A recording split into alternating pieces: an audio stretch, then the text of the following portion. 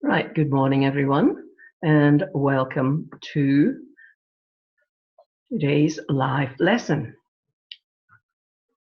Today we're going to be continuing what we started last week, which was all about persuasive writing. We only did a bit of it, we didn't quite finish, so let's begin. I'm going to share the document with you. You saw it last week. There's a bit more we didn't get to, and it's stuff that you do need to know. So there we go. Right, good. So if you've got any queries as we're going along, you'll stick them onto your web chat. Okay? Right, remember we said persuasion is the process of one person trying to convince someone else to change their mind. Okay? So you have to basically change the way someone feels about a topic or a subject somehow. Okay? And well, how you do that is with the persuasive techniques. Okay, just a quick review from last time. These were the persuasive techniques we looked at, using adjectives and adverbs, appealing to your sense of justice or fairness or integrity, informal and inclusive language, well, so using we, us, etc., cliches, everyone understands them, emotive words and connotations, which is implications or inferences. You have to infer from what someone's saying what they really mean. Okay, and they're usually emotional, as we said. So you use emotive words like these ones we mentioned: agonizing, excruciating, heartbreaking, malicious, etc. Another thing you can use is evidence and expert opinion. This is when you find some quotations or some evidence from somewhere to back up what you're saying. Another thing you could use is exaggeration. When you exaggerate things, you must always use figures of speech in every assignment that you write. You can use similes or metaphors preferably. So make sure you get one of those in all your assignments. Hypothetical situations as examples of a viewpoint.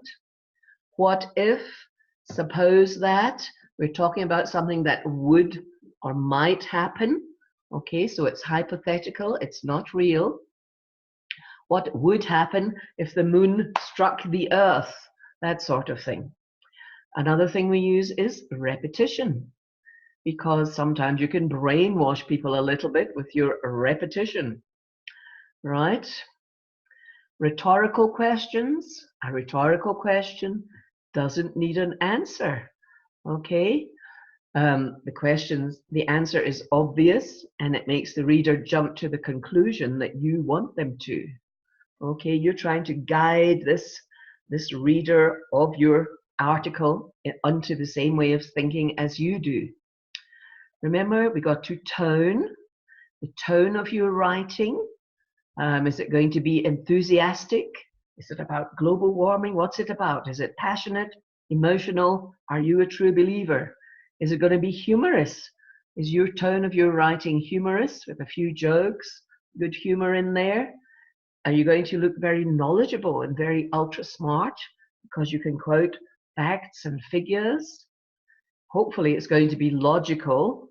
It must have common sense. It must be reasonable, must be rational, plausible or believable. And if it's neutral, then it's unbiased, impartial, objective, etc. Or it could be witty and amusing. Okay, that's when you can do puns with words and stuff like that. Okay, so those were all the types of persuasive techniques we looked at last time. What we didn't get around to was how to go about writing a persuasive or argumentative essay. Now, it need not be an essay, obviously. It could be a letter, it could be an assignment, okay? As long as you know how to use those persuasive techniques, you shouldn't be going wrong. Right, what's the first thing you do when you sit down and think, oh, I have to write this letter to the zoo, let's say? First, you have to choose a position. Are you for or are you against? And do you have evidence that supports one better than the other? You know, it doesn't have to be your real, true feelings. It might be the one that you've got the most evidence for that will help you the most. So first of all, you choose that position. Then the next thing, who is going to read this? Are you writing for children, teenagers, students, adults, business people? They all have a different perspective on things. So you have to understand what techniques would work best. Maybe with children, you want maybe a lot of images in there. Teenagers might like a lot of subheadings, so they don't have to try and figure things out too much. They don't want to strain their brain, you know, that sort of thing. So, and the next thing you have to do is do your research. A persuasive essay depends on credible, convincing evidence. So what you need to do is get your information from different websites and reference materials, find quotations from experts, and of course, don't forget, you need to get information from both sides of the argument. You always need for and against, and you have to identify the key points for both sides. Now, why do we need for and against? Because you're going to have to put in a counter argument in your persuasive essay to show that you are cognizant of or aware of that there is another side to the story. Okay, you want to look good and smart. That's what we need to do. Okay, let's look at the planning and method. Before that, actually, I would actually like to go to the end here and show you how you should be writing your, when we get to it, this is your spider diagram or plan for an essay. This is what you guys should be doing every time you've got faced with an English assignment. Okay? First of all, the useful vocabulary that you might use. And you've always to include a simile, a metaphor, personification, or onomatopoeia.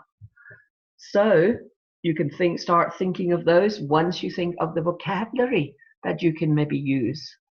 Okay? Look at this: astounding, remarkable, wonderful, incredible, mind-blowing, well-being, welfare, etc.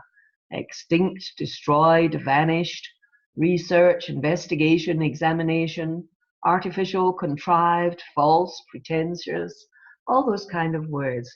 Because this is an essay, this was an essay that's to do with the zoo.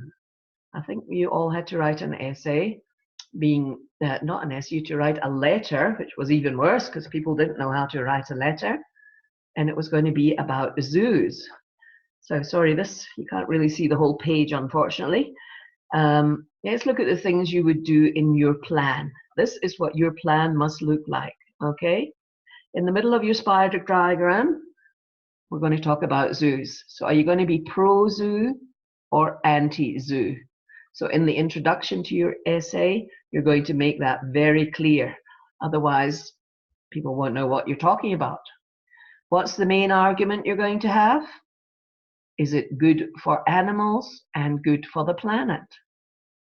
And what would my counter argument be? You need to think of that. Bad zoos and keepers, ill treatment, lack of funds, animal nature reserves, rather. That will be your counter argument paragraph. And what's your conclusion? A good zoo keeps nature going without sacrificing the animal's well-being. Something like that. So that's basically a little outline of what your letter about zoos was going to be. Now that you've got that in your head, this is when you try and do your outline spider legs. The topic sentence 1. What are you going to start off with? Because you're going to have a topic sentence, then you're going to have evidence and back it up in that first paragraph. So topic sentence 1, zoos are amazing. You can see a tiger, a fuzzy koala bear, or a predatory evil snake, or a crocodile, or whatever. So you'll talk about that. Then you're going to have another topic sentence too.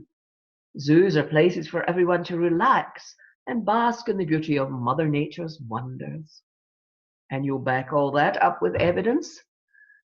Then you'll have another topic sentence. Future generations will not witness the wonders of nature without zoos. Maybe you're going to discuss, gosh, all the animals are going to be wiped out if we can't keep them safe somewhere. Maybe they're not going to be safe out in some animal reserve between pollution, lack of food, lack of water, poachers, all that stuff. Okay, so that's your kind of main points you're looking at. Then we've got phrases you could use. You know, you want to be dramatic. Maybe they're going to be wiped off the planet from some unnatural cause, struggle to survive in the wild, decline of nature, research. Some more phrases you might want to use. You're just thinking of all this before you even start, don't forget.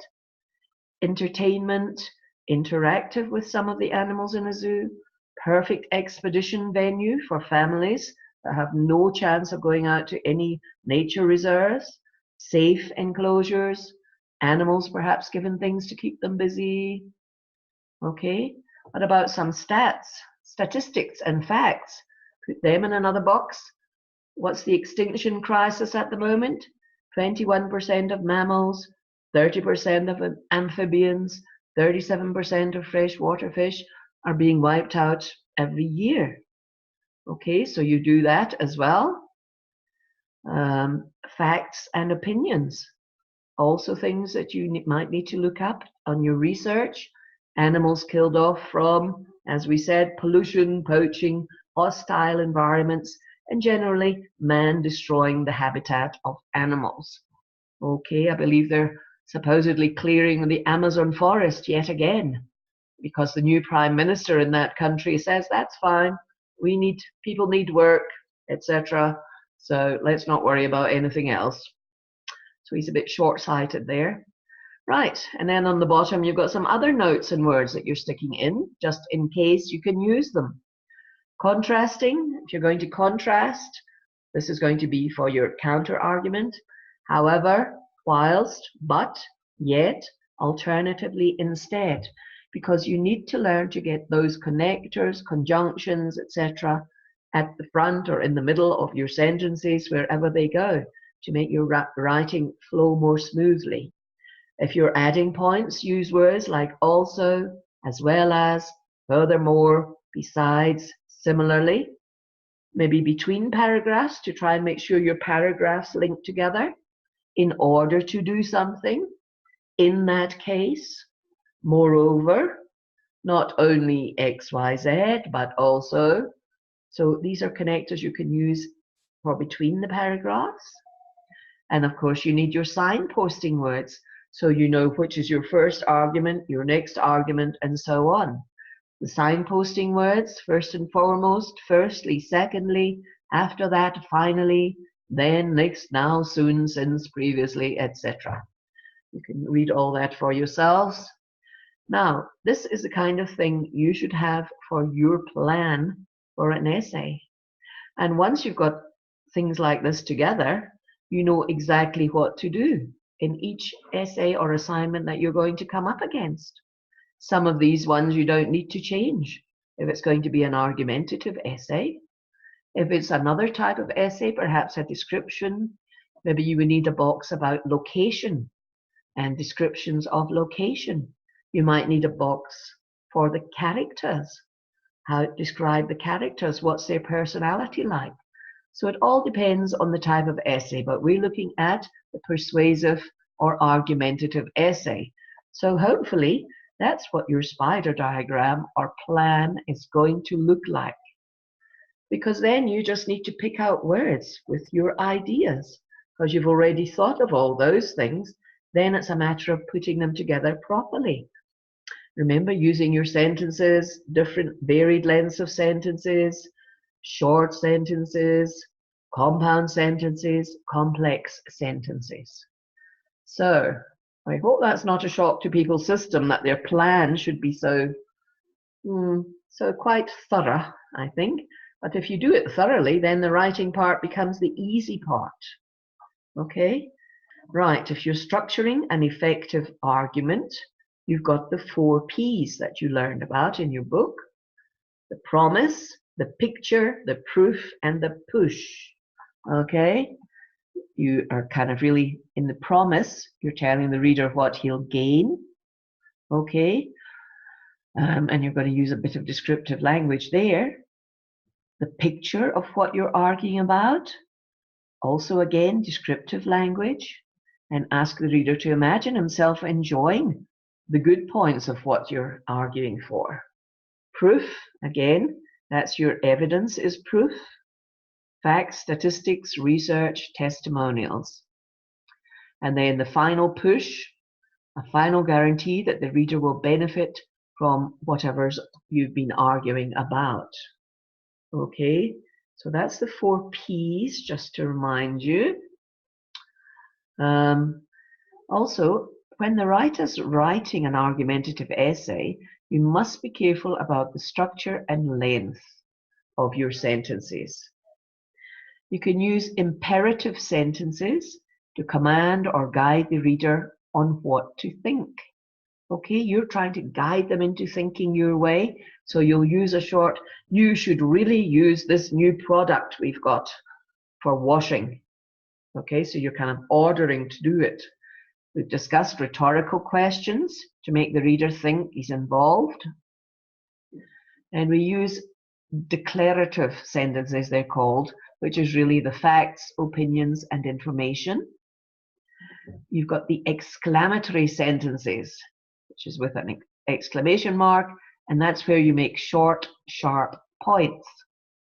And finally, you use prepositional phrases to add details about where, when, how, what, which, and whose. So that's just like your normal writing, normal description there.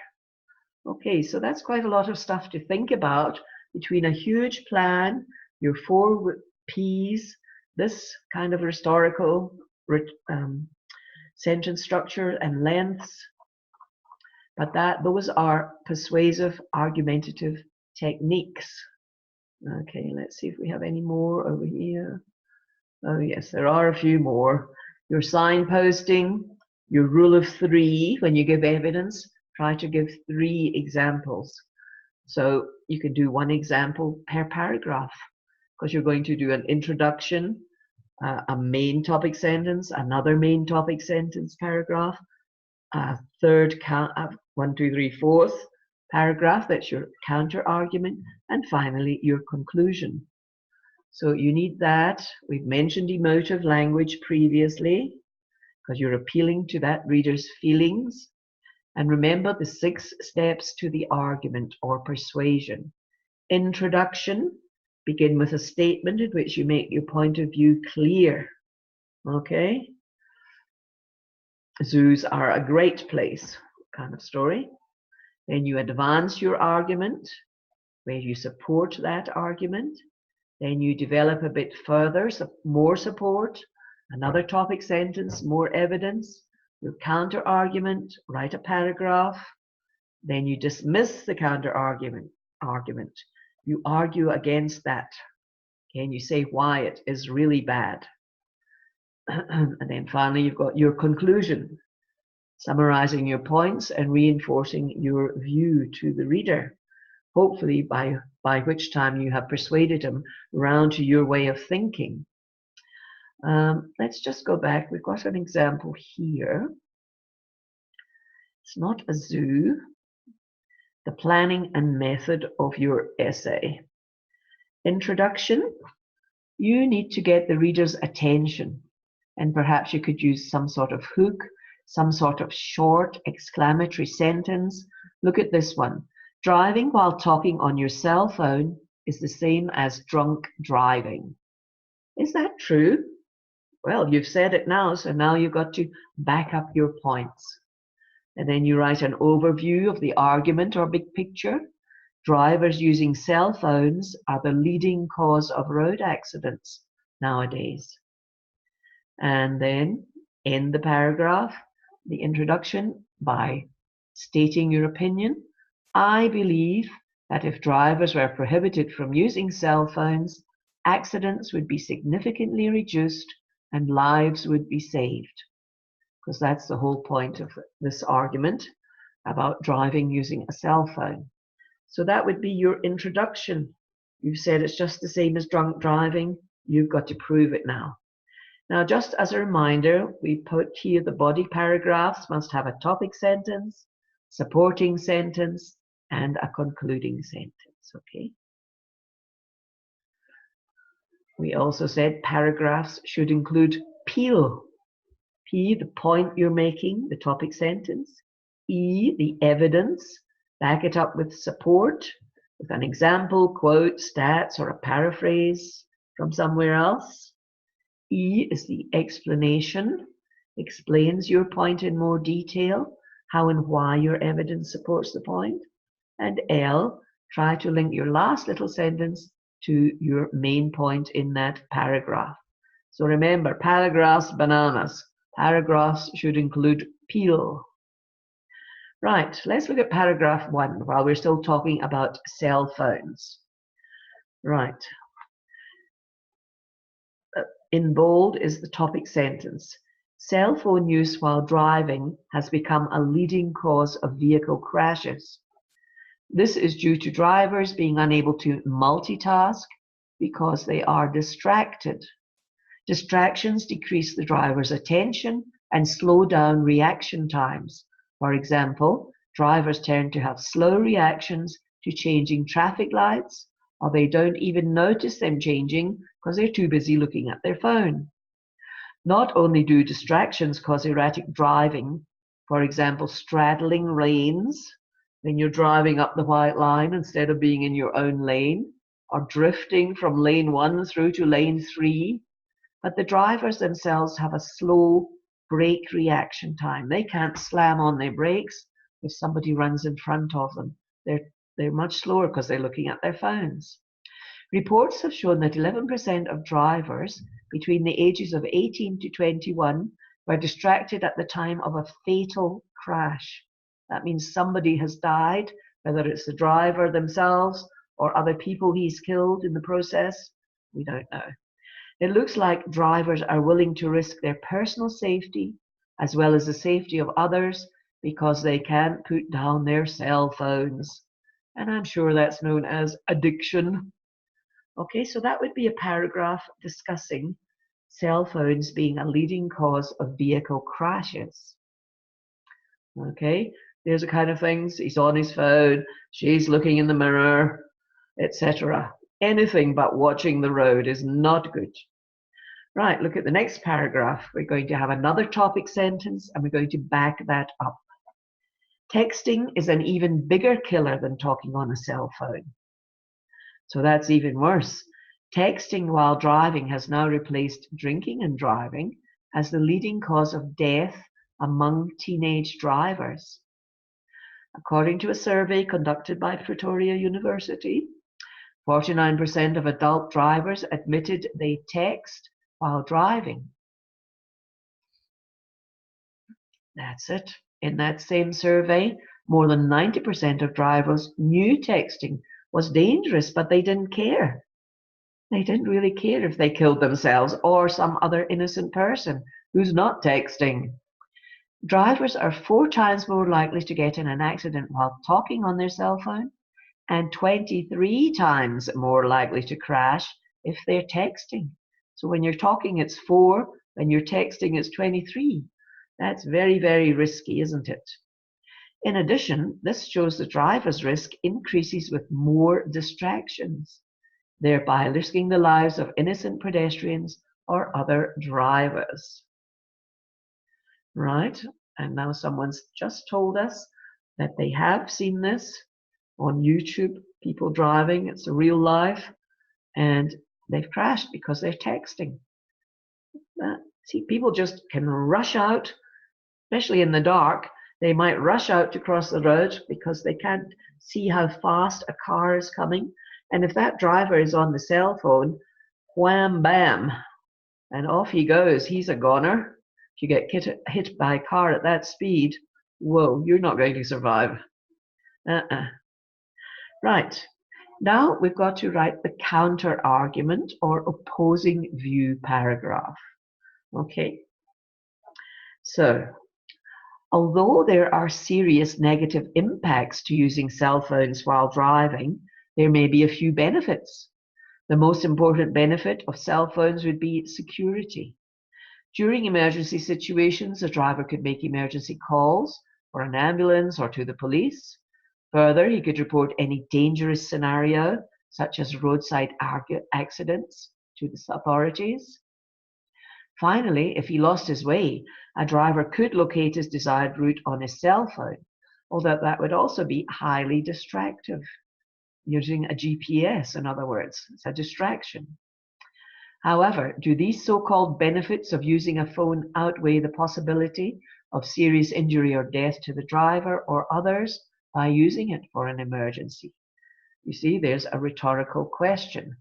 Oh, okay, I guess we're running out of time almost yet again. Let's see if we can finalize it. That's what's going to happen. And the concluding paragraph, we're just going to restate and reinforce the original contention. Drivers who use cell phones while driving are highly dangerous and are just as guilty as those driving under the influence of drugs or alcohol, which is of course illegal. Most accidents that occur tend to be fatal and have serious consequences. Maybe people have just turned into paraplegics or whatever. It's just very serious. All drivers should be prohibited from using cell phones, and this would reduce motor vehicle accidents and deaths on the road. Okay. So that's the way to write your paragraphs. Are you persuading people not to use cell phones? Did you manage? At least you gave them something to think about if you didn't totally persuade them. Okay? So there's just accidents happening all the time. So for those who haven't learned to drive yet, make sure you don't use those cell phones. Right. So I hope that helped a little bit to show you how to write a persuasive essay. And I hope you remember the plan, because you should all be making your spider diagram or plan for an essay like this. Because in that way, you've got everything at your fingertips. You don't need to think anymore. Once you've done your original thinking, getting all your words, finding out synonyms, antonyms, etc. Well, yes. Remember, we're talking in that cell phone incident about teenage drivers from 18 to 21. So, and that's the danger age for anyone. Okay. All right, guys. I hope that's helped you a little bit. And we hope to see some nice things in your essays from now on. So you guys have a good weekend. Thank you very much for joining us. And hopefully see you next time. Okay. If you want this, remember to ask me on the web chat. Okay. Thanks. Bye. Bye, everybody.